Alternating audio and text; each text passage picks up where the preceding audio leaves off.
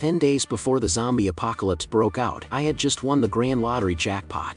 Spending $3 billion to purchase an abandoned prison, I decided to transform it into a survival sanctuary, a biochemical base with maximum level defenses. Accompanied by a splitting headache, I groggily opened my eyes.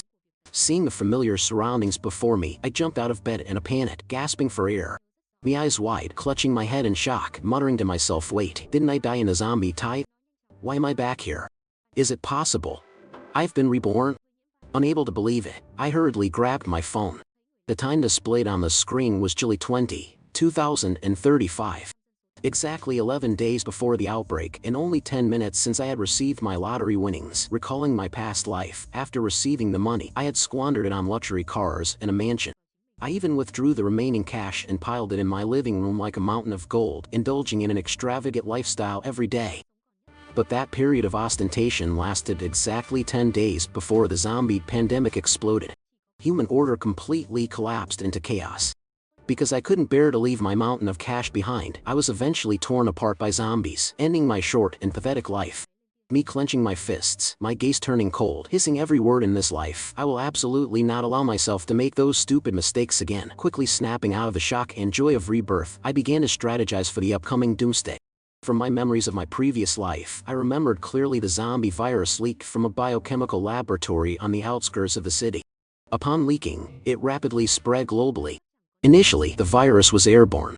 Those infected would turn into zombies within a day. They bit anyone they saw, and those bitten would turn in just 10 minutes. Within 5 days, 95% of the world's population was infected. In my last life, I was surrounded and died a tragic death on the 5th day. Therefore, after being reborn, I understood one absolute truth in the apocalypse: no one can be trusted, you can only rely on yourself. I struggled to remain calm, checking the time on my phone once more. I had to plan and act immediately.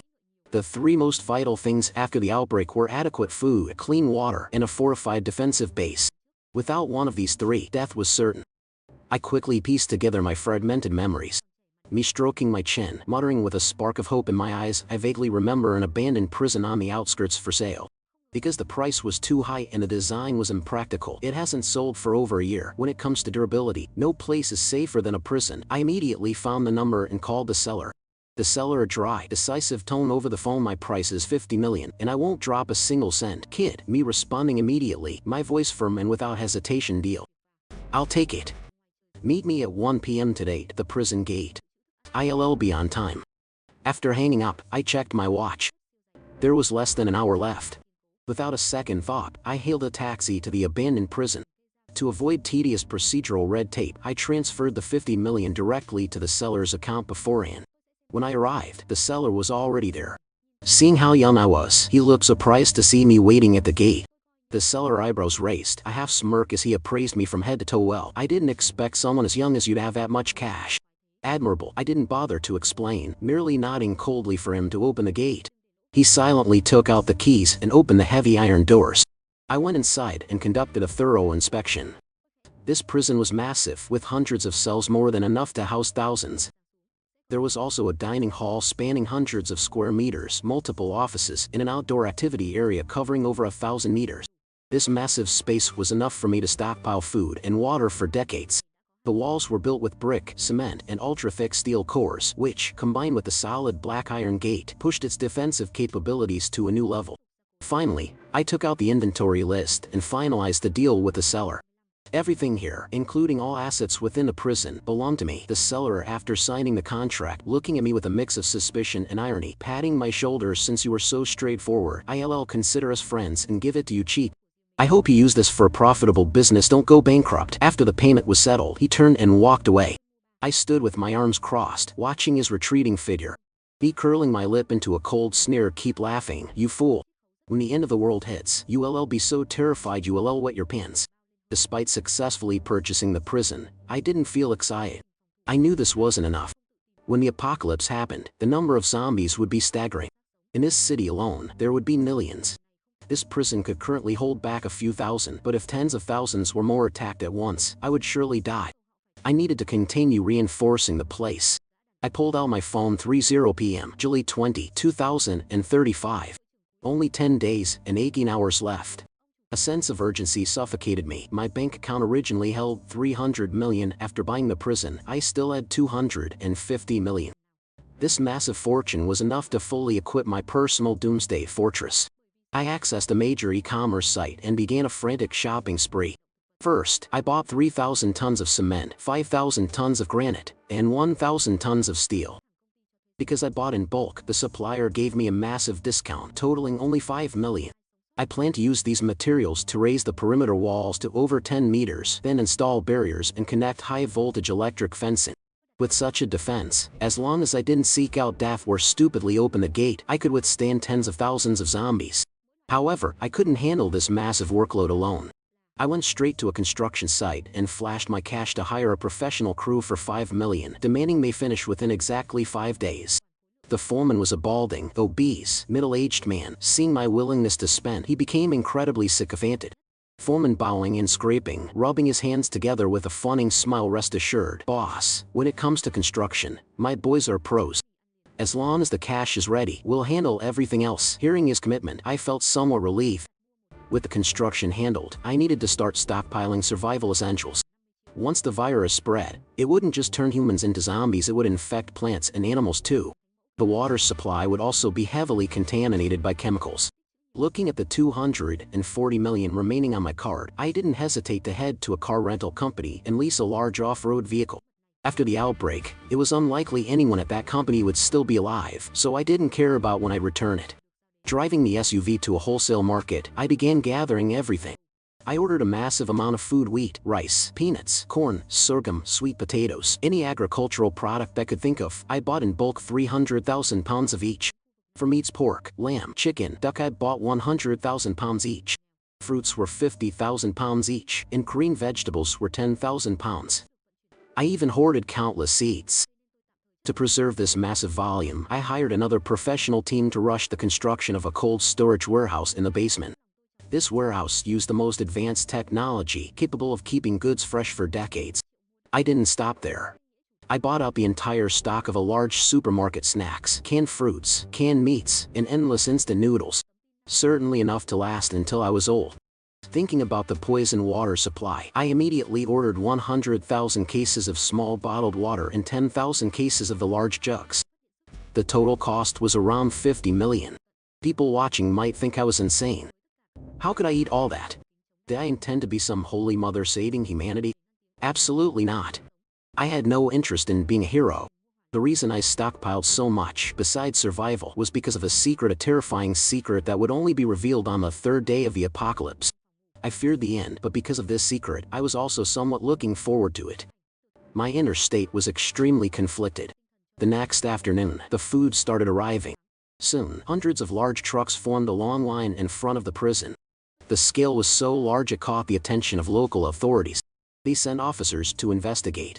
Me with a calm expression, pulling out a set of fake documents and smiling, "Hello, officers. I'm starting a project to turn this area into a charitable foundation, a storage hub for disaster relief and supporting the poor." The officials nodded in satisfaction, praised me, and left. Food and water were moved inside. Since the cold storage was still under construction, I temporarily piled them in the prison's wide courtyard. The crates stacked up into majestic small mountains. Looking at the scene, a sense of absolute security surged within me. Afterward, I drove to a nearby large pharmacy and spent 2 million to buy the entire shop. Under the guise of the shop owner, I imported a massive quantity of preventive medical supplies. Recalling my past life, the city's power grid would suffer a total paralysis. I immediately ordered 300 solar panels to cover the entire roof of the prison. To prepare for overcast days, I spent more money on 20 large diesel generators, along with 1 million worth of reserve fuel. I also had wind turbines installed in the open fields. My energy source would be virtually infinite. Simultaneously, I ordered workers to replace all doors and windows with bulletproof glass. I had comprehensive soundproofing installed throughout the building to prevent daily noise from attracting zombies. Once finished, I went to the black market and spent a fortune on self-defense firepower: 30 automatic rifles, 20 pistols, 20 crates of grenades, and several sets of ultra-light domestic military-grade body armor. Only with these items in my bedroom could I truly sleep soundly. In the following days, I downloaded entire libraries of videos, movies, novels, and comics onto dozens of hard drives to serve as mental sustenance for the monotonous days of the apocalypse. 3 days passed in a flash. The perimeter wall was complete, and the basement cold storage was finished. I hired a group of laborers to move 99 of the supplies into the freezer. For safety, I had technicians install a surveillance camera system in every corner, inside and out. Everything was finally ready. I leaned back in my chair and looked at the clock. It was 10:20 p.m., July 30, 2035. Exactly 12 hours before the official outbreak. To honor this final night, I prepared a lavish feast for myself. But with a fork in my hand, I had no appetite. I took a bottle of beer up to the roof, leaning against the railing and looking up at the silent night sky. Me sighing softly, taking a swig of ice-cold beer, muttering bitterly, perhaps this is the last night of peace. Tomorrow, not only will the virus explode, but this entire world will officially become hell. The next morning, at exactly 10:20 am, I was jolted awake by a massive explosion that shook my eardrums. Shaking my head as I sat up, it took me a minute to clear the grogginess and regain focus. Had the disaster truly arrived? I immediately jumped out of bed, grabbed a telescope, and ran to the roof. This telescope was originally bought to monitor movements around the prison, but its primary purpose was to wait for the secret to arrive. Now, it was proving its worth. I raised the lens, pointing it northwest, where a column of pitch-black smoke was billowing into the sky. As expected, the disaster had begun. Through the lens, I saw a horrific sight. A helicopter had crashed into the biochemical laboratory complex. Fire raged violently. However, the explosion wasn't my main concern. In my previous life, it was this very crash that ruptured the storage systems, leading to the virus leak that ignited the pandemic. Despite being so well prepared in this life, deep down, I still hoped for a miracle to save humanity. I gripped the telescope, holding my breath. About a minute later, a group of employees burst out of the lab in a panic. Lab employee face twisted in terror, screaming frantically while running, "Help, someone help us, get out of the way." Behind them were several bloodied figures, their bodies contorted, chasing them with insane fury. No miracle occurred. In the early stages, the virus was at its most aggressive. The infected were consumed by feral instinct. Their strength, speed, and agility far surpassed normal humans. Those employees didn't even make it out of the research area before they were caught and brutally torn apart by the pack. 10 minutes later, those very corpses began to twitch, mutate strangely, and slowly stand up, becoming zombies themselves and sprinting toward the city center. The virus continued to leak. Only 5 hours later, the southern part of the city was engulfed in flames. The human population plummeted, replaced by hordes of zombies swarming everywhere. I checked the time on my phone. It was 3:20 p.m. I had been sitting on the roof with the telescope for 5 hours. My heart was a mess of indescribable emotions. In my last life, I only knew the news through TV bulletins. In this life, I witnessed the collapse with my own eyes. Quickly, the southern district fell completely. Survivors began fleeing frantically toward the outskirts. As predicted, a group of people reached the gates of my prison base. They desperately hammered at the iron doors, searching for a way to survive. But the doors were heavily reinforced. Even tank shells would struggle to penetrate. What could human strength do? Survivor 1 clutching his head in despair, looking at the high walls. What if we can't open the door? Let's climb over. Survivor 2 eyes wide, pointing at the shimmering metal wires. Are you crazy? Don't you see the electric fence up there? You want to be turned into ash? The crowd had immediately faltered. Then, someone spotted a security camera at the gate and grabbed a nearby megaphone, screaming for help. Survivor 3 pleading, tears streaming down his face. Please, whoever is in there, let us in. I'll pay you 10 million. I'll do anything to repay you. A woman pushing herself to the front, trying to look provocative, her voice trembling. Please open the door. I can be your wife. I'll do whatever you want. Save me. Hearing those hollow promises, I found it laughable. In my last life, it was because I softened at similar pleas that I was betrayed and killed. This time, I was no savior. Me face cold as ice, picking up a sniper rifle and aiming at the crowd through the intercom. Listen clearly, you have 2 choices: leave immediately, or die where you stand. This is not a refugee camp. A few aggressive men in the crowd lost their tempers. Refusing to believe I'd actually shoot, they began cursing and even threatening me. Aggressive survivor pointing at the camera, face flushed, veins bulging. Shoot then. If you don't open the door, once I get in, I'll butcher you. Open up, you bastard. Without the slightest hesitation, I pulled the trigger. Bang! A dry gunshot rang out. The man who had just threatened me collapsed, blood pooling around him. Me voice emotionless, continuing over the speakers. You have 3 seconds. If you aren't gone after 3 seconds, I will open fire on all of you." The man's sudden, gruesome death terrified the crowd. They fled in all directions. But after only a few steps, countless zombies attracted by the gunshot swarmed from every side.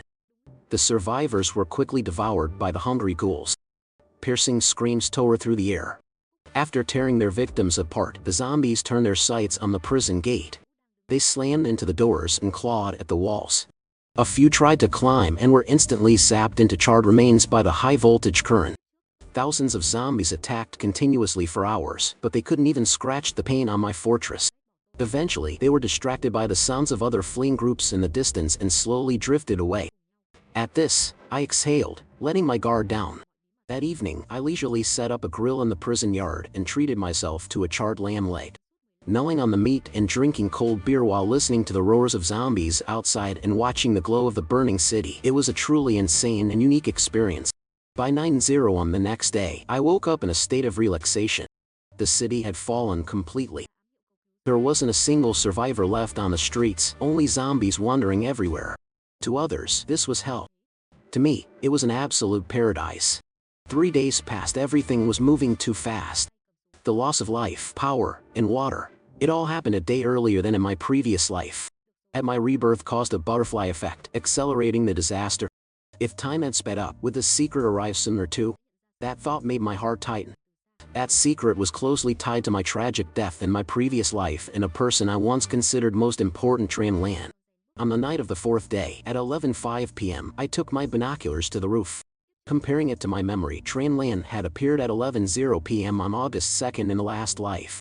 Since time had been pushed forward by 24 hours, she would be arriving any moment now. I double-checked all the traps I had set. Everything was ready. I slung 2 sniper rifles over my shoulders and stood silently on the roof. Just then, from beyond the wall, a sound echoed, "Cuckoo, cuckoo." The bird call mimicry was incredibly familiar. Through the binoculars, I saw a young girl with a beautiful face and a seductive figure looking around tentatively in front of the prison gate. The one who deserved to come had finally arrived. In my last life, I was a despised orphan. Only Tran Lan didn't look down on me, she often stood up to protect me. We grew up together, and I always considered her my only family, willing to share every secret. Who knew it was all a calculated plot lasting 15 years? She only approached me because my body contained what they needed. Last time, she was the one who set the trap that led to me being torn apart by the horde. This cuckoo call used to be our distress signal as children because zombies didn't react to animal sounds. As it turned out, she had known about the apocalypse beforehand. She was even part of the organization that created it.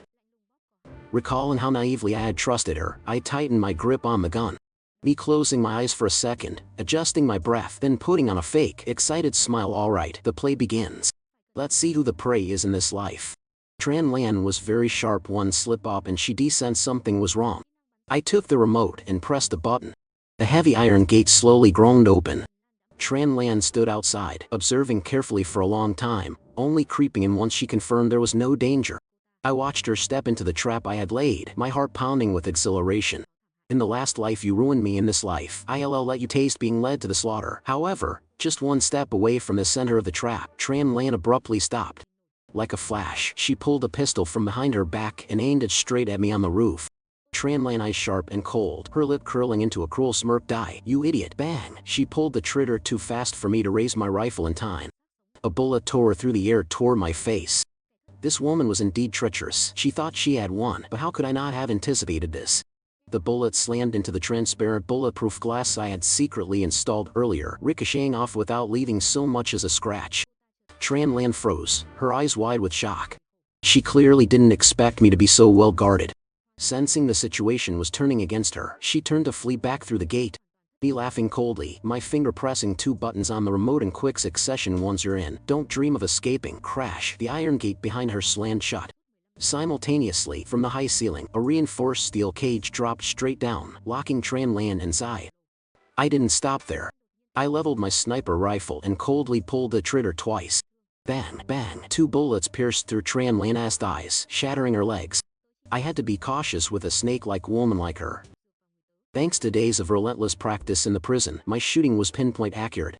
Confirming Tran Lan had completely lost her ability to resist, I calmly walked down from the roof and stood before her. Me looking down coldly at Tran Lan, who lay slumped in the cage like a pathetic dog, hand over the vial. For the sake of our past, I might let you keep your body intact and die with some dignity. Tran Lan clutched her bloodied legs, looking up at me with utter disbelief. Tran Lan, voice trembling, full of confusion. How do you know about the vial? Me shrugging, voice full of contempt. Losers don't have the right to ask questions. Hand it over, if not, I'll throw you out there. You surely know better than I do how fierce the zombies outside are, don't you?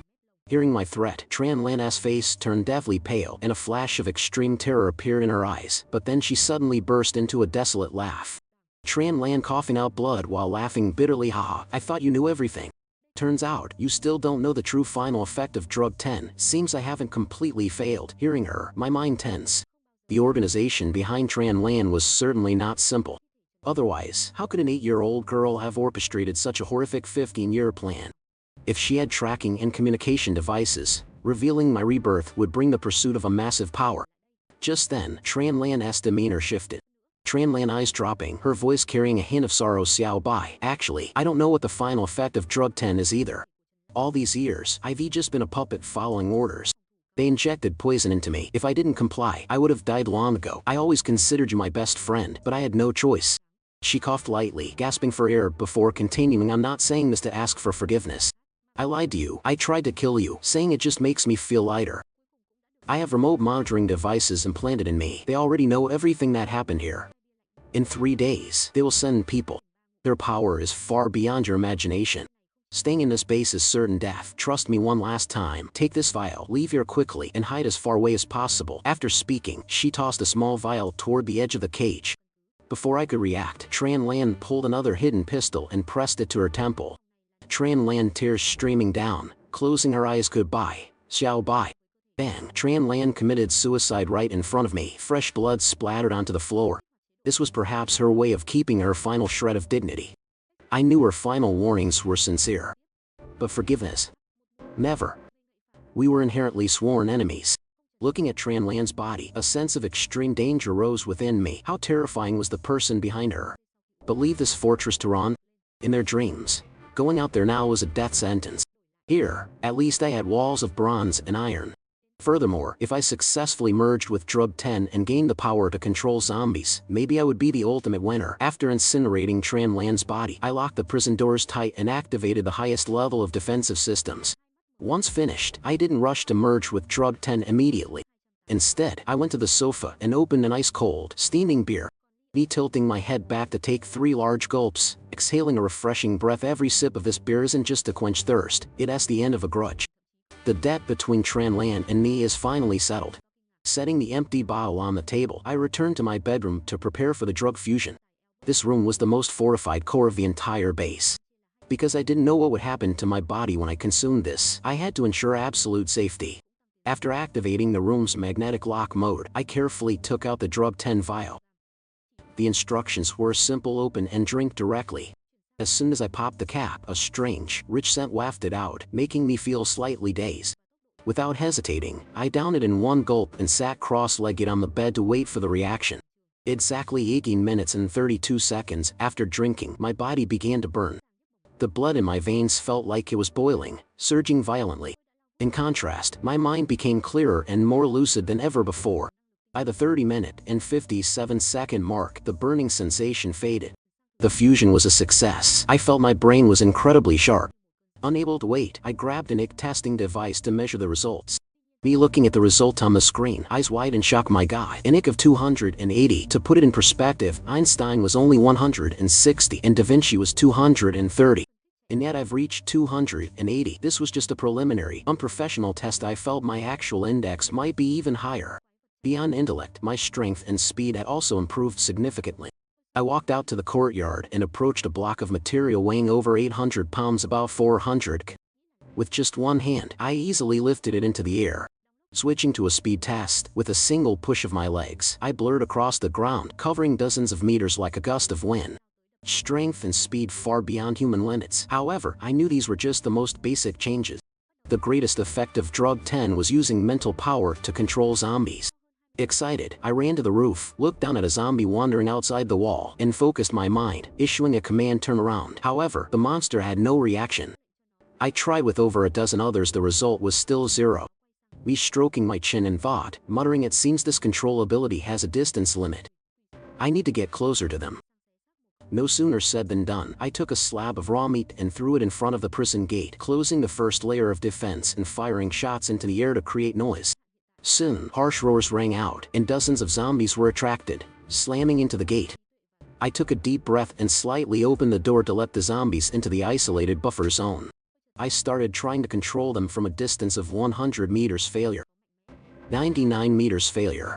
After over 20 attempts, moving inch by inch, I finally succeeded in controlling a zombie at 80 meters. I ordered it to perform all sorts of actions: move forward, backward, kneel, even tell it to turn and tear apart another zombie. It obeyed perfectly without the slightest resistance. Next, I tried controlling 2, then 3, increasing the number. Finally, I realized my current limit: controlling a maximum of 50 zombies within an 80-meter range. With this power, combined with my intellect and physical strength, I had practically become a Superman in the apocalypse. But the joy was short-lived as I remembered Tran Lan's words: the one behind her was terrifying. Even though I was powerful now, I wasn't certain of victory if I faced them. How could I upgrade this power? Thanks to my superior brain, I searched through every tiny fragment of memory from my past life. Recalling the moment I was surrounded by zombies about to die, Tran Lan had accidentally let slip a sentence after merging drug 10 with blood: the potential limit will open.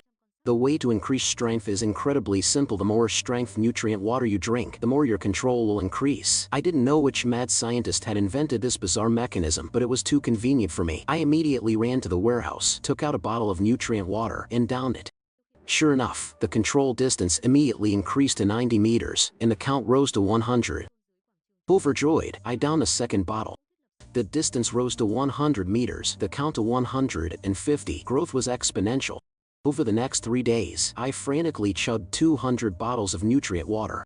Initially, I dreamed that I could control hundreds of thousands. But in reality, by the 10th bottle, the effectiveness began to drop significantly. Finally, after consuming all 200 bottles, my stats settled at controlling a maximum of 500 zombies within a 300-meter range. I checked the clock. There was barely any time left. In exactly 5 hours, Tran Lan's organization will arrive. A sense of impending doom hangs heavy in the air. I know that my 500 zombies alone won't be enough to stop them. I need a more comprehensive plan. I gathered all the C4 explosives I had purchased from the black market and commanded the undead to bury them across the entrance area and along the only road leading into the prison.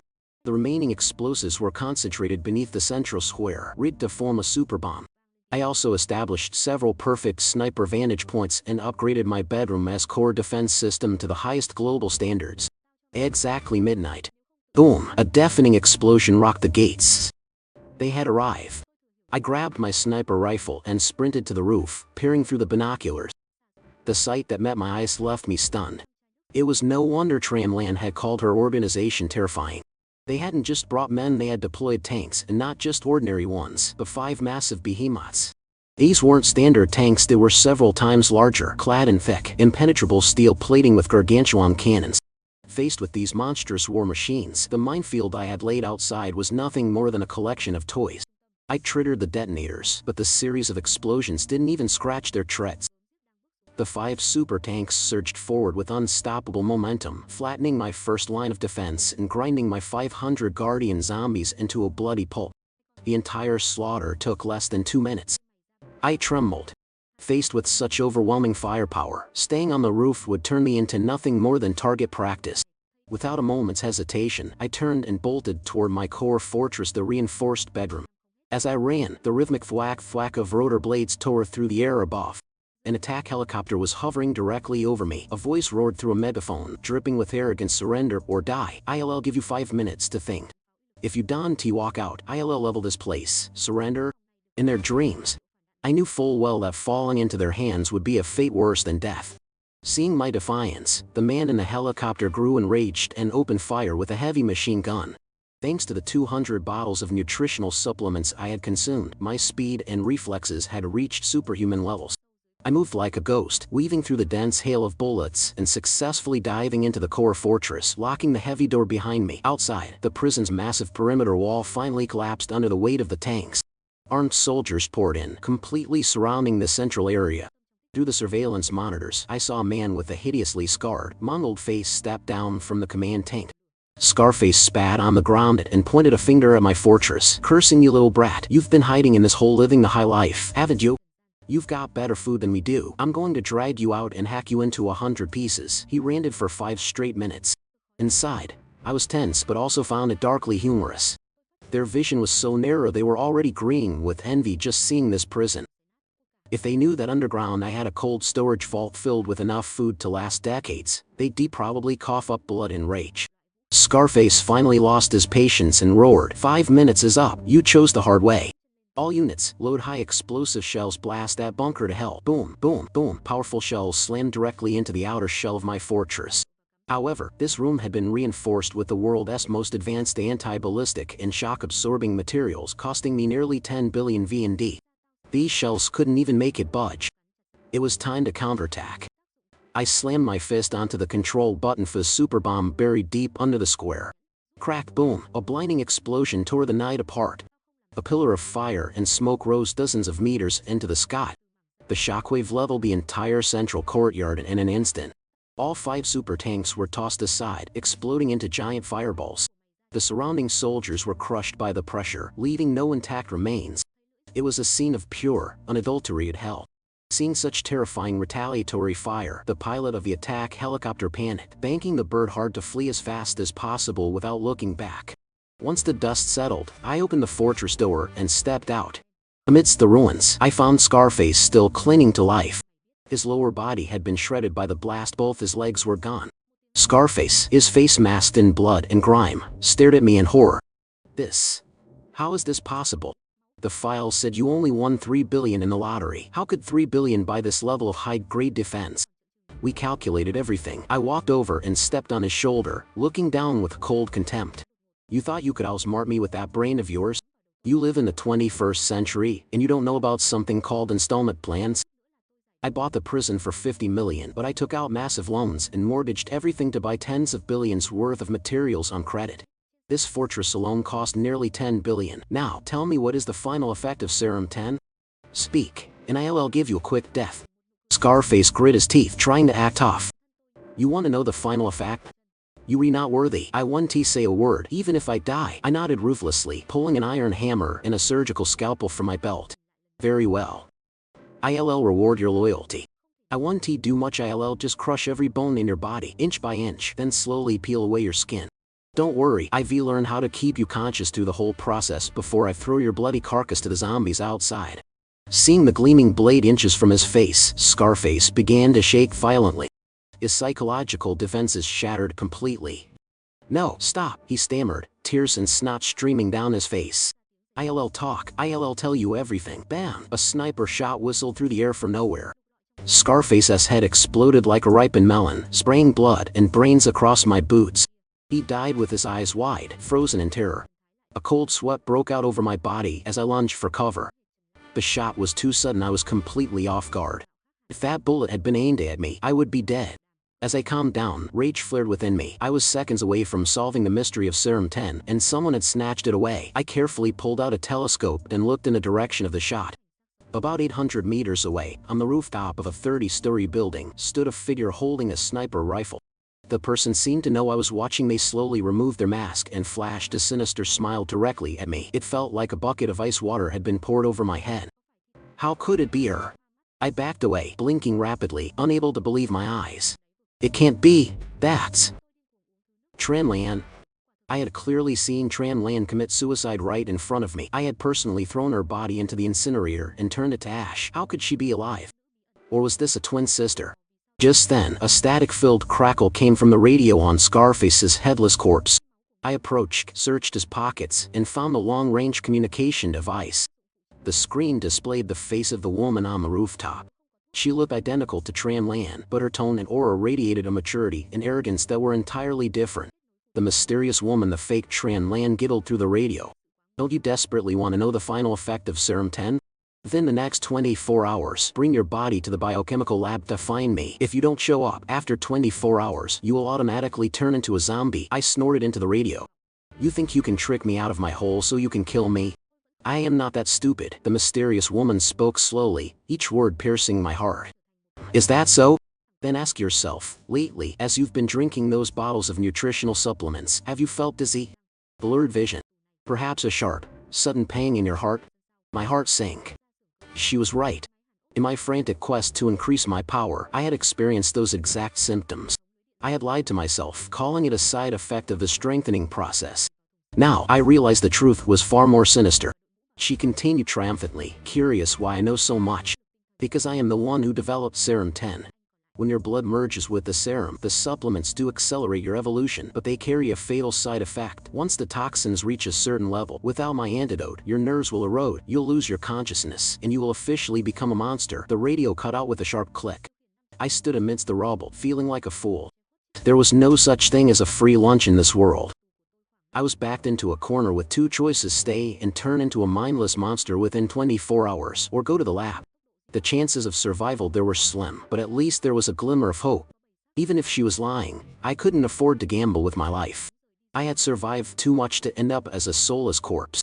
With no other choice, I decided to enter the lion's den. I was going back to the biochemical lab. Before departing, I armed myself to the teeth. When I bought the prison, the previous owner had left an anti-riot armored vehicle in the backyard. I dragged it to the workshop and welded dozens of thick steel plates onto the frame and undercarriage. I also rigged a high-voltage electric grid to the exterior shell. I packed every bit of ammunition and weaponry I had into the back, donned military-grade body armor, and put on a high-spec tactical helmet. Everything was ready. Using my mental powers, I summoned the remaining 500 elite zombies. With the armored vehicle at the center, the undead formed a massive protective circle around me. I floored the accelerator, my eyes burning with resolve. Biochemical lab, I'm coming for you. The biochemical lab was about 5 km from my prison. With the 500 zombies shielding my vehicle, progress was agonizingly slow. The road was crawling with wild zombies. Every time a horde approached, I had to stop the car, hold my breath, and wait for them to pass before crawling forward again. 2 hours passed, and I had only managed to cover 4 km. I was just 1 kilometer away from the lab. Suddenly, total chaos erupted ahead. My heart skipped a beat. In the apocalypse, anything can happen, but this felt different. I tried to focus my mind to command the zombies to move forward, but to my horror, my 500 elites stopped obeying. I had lost control of them completely. What the hell is going on? I panicked, cold sweat beading on my forehead as I grabbed the binoculars. Through the lenses, I saw the wild zombies and my own elite squad frantically rushing toward a colossal zombie corpse lying in the middle of the road. The monster was 5 meters long and heavily muscled, though it was dead and decomposing. Most notably, from its torn abdomen, a grape-sized, glowing red crystal emitted a faint light. Instinct told me that this red crystal was something extraordinary. But my uncontrolled zombies were blocking the only path forward. I couldn't drive through. After a split-second calculation, I decided to risk it. Relying on my super-enhanced speed and strength, I kicked the car door open and sprinted into the middle of the horde to snatch the crystal. Moving like lightning, I dodged through thousands of rotting arms. Strangely, the zombies ignored me entirely. They were too busy tearing at and devouring the flesh of the mutated giant. Within moments, I reached the front line, snatched the red crystal, and bolted back to the armored vehicle. Safe inside, I examined my prize. This was undoubtedly the key to zombie evolution. Looking out the window, I watched in awe as the zombies that had eaten the giant's flesh began to mutate. Their bodies swelled, becoming more muscular, and their eyes flickered with a primitive spark of intelligence. They were evolving right before my eyes. A crazy thought struck me: could this thing neutralize the side effects of Serum 10 eating my brain? I gripped the crystal and grit my teeth. If I face that woman now, I have 0 chance of winning. If she doesn't give me the antidote, I'm a dead man either way. I'm taking the gamble. Without further hesitation, I swallowed the glowing red crystal. The moment it hit my stomach, a wave of pure, warm energy exploded, surging through my limbs and straight into my brain. The sharp pain and mental fog that had plagued me for days vanished instantly, replaced by absolute clarity. The side effects were gone. But it didn't stop there. My body underwent a violent surge of reinforcement. My muscular strength increased at least tenfold. I felt so powerful I believed I could punch through solid steel with my bare hands. To keep Tramland from suspecting anything, I sent out a mental wave and reclaimed control over the 500 newly evolved zombies.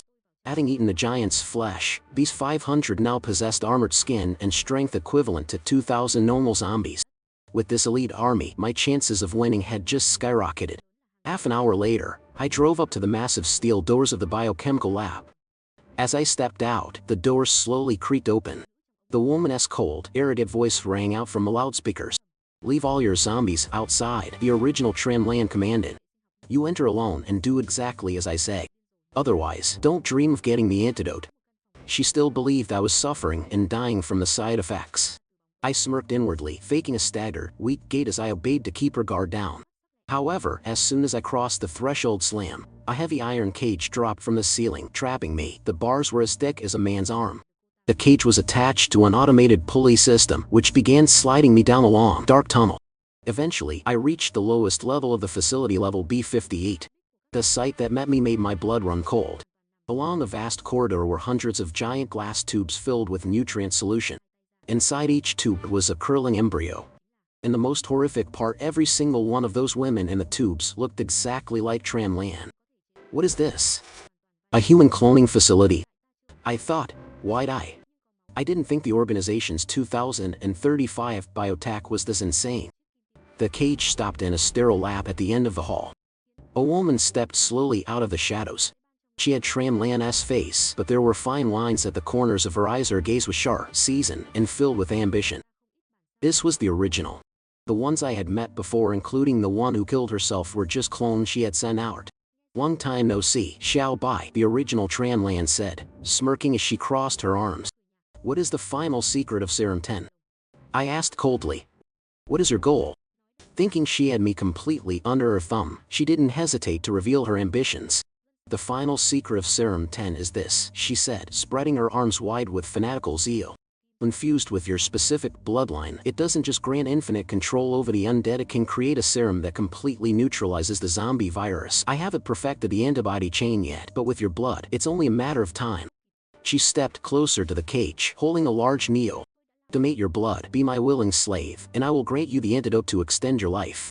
Together, we will rule this ruined world. Catching you wasn't easy, it cost me several elite clones. I'll need a lot of blood to make up for that loss." I let out a derisive laugh. "I think you're going to be disappointed," I said, gripping the iron bars. "Your antidote. I don't need it anymore." I surged with power. My tenfold strength exploded, veins bulging along my arms. Creaked, the ultra-hard alloy bars were bent aside as easily as if I were tearing paper. I moved like a lightning bolt. Before she could even blink, I was out of the cage, my hand clamped around her throat like a steel vice, lifting her off the ground. How is this possible?" she gasped, clawing at my hand, her face turning purple. "How did you evolve so fast that you can tear diamond alloy bars with your bare hands?" I tightened my grip, my voice low and murderous. "Stop talking. Hand over all the research data, and I might consider leaving your body intact." She tried to choke out a threat, a desperate smirk on her lips. You dare kill me? Without the antidote, you'll turn into a monster. Release me. Be my slaves. Only I can save you." Seeing that she was still trying to use the non-existent side effects to threaten me, I lost all patience. "You talk too much." Crack. The sound of snapping bone echoed in the room. I crushed her throat and tossed her corpse into the corner like a bag of trash. Her eyes remained wide, filled with disbelief that I would actually kill her without securing the antidote. With my most dangerous enemy eliminated, I calmly accessed the main server and backed up all the biochemical research data, transferring it to my prison base. Then, I ordered my 500 elite zombies to begin hauling all the machinery and the hundreds of clone embryos back to my fortress. Over the next month, I directed my undead army to repair and reinforce the prison. In the cold storage basement, I built a sterile lab with the same scale and equipment as Tran Lan's base. The reinforcement from the red crystal hadn't just eliminated the side effects, it had pushed my physical and mental capacities to an eternal peak. With an IQ now exceeding 280, it took me only 3 months to fully master the complex research data Tran Lan had left behind. I put on a white lab coat and began the greatest project of all, the cure for the zombie virus. Even though I could live like a king in this apocalypse with my current power, I knew I carried a mission. As a survivor with these abilities, I had a duty to save humanity. Standing before a glass test chamber, I watched a blue solution react with a few drops of my own blood. A small smile played on my lips. "It might take time," I whispered, "but in the near future, I will create the antidote. I will end this disaster and restore our world. As for the hundreds of clones sleeping in the tubes, I will wake them. I will give them a new, free life, and turn this cold prison into a fortress filled with laughter in this new era of survival."